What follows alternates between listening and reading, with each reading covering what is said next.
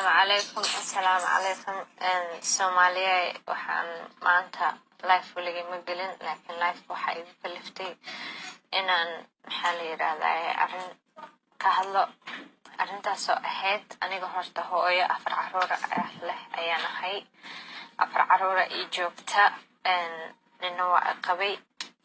ninkii qabay wuxuu sameeyay wiil ay saaxiibo yihiin baan la degnaa أنا habeen baan shaqeynayay iyaguna maalin bay shaqeynayeen ninkeyga oo la maxamed aadan maxamed xule naanaystiisu tahay ninka kalena la yiraahdo Mawlid Cali dadka anagana yaqaana ay waan deganahay waxa dhacday in habeenada kamid ah inaan ka soo baxay shaqada xilliga aan ka soo bixi jiray aan ka soo hormaray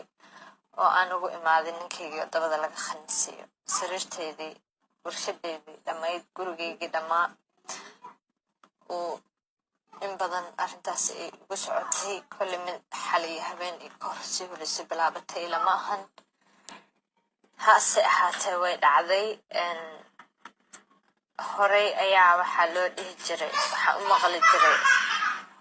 qaniisiin way jiraan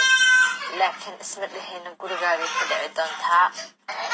hase ahaatee way ka dhacday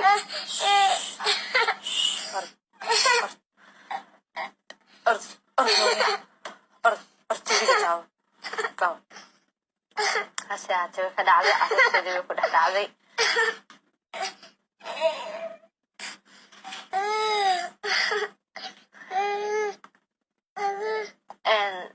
ماما مليون عاد بان تاجرة حقيقة هذا الشاب وحاسة سومالي ربين إن لقى حدلو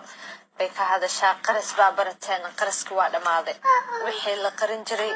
وعسكو دماذين وحدا بقول قرنية حبيراتين ملحن وحي حن بحاوالي انت ناقبة لعينية انت ناقبة اللي يدا حمسي انت ناقبة اللي يحي ان حليرة داي قلوب يدو كد اسمي واي سومالي حدا ناقا naagan barkinteeda oo ilmo qoynin ilmo ma korsato waa been waa korsanayna ilmaha waana korsan doonaa oo inuu korayaan lana uma baahnin laakiin way dhacdaa aad baan idin salaamaya assalaamu calaykum wa rahmatullaahi wa barakaatuh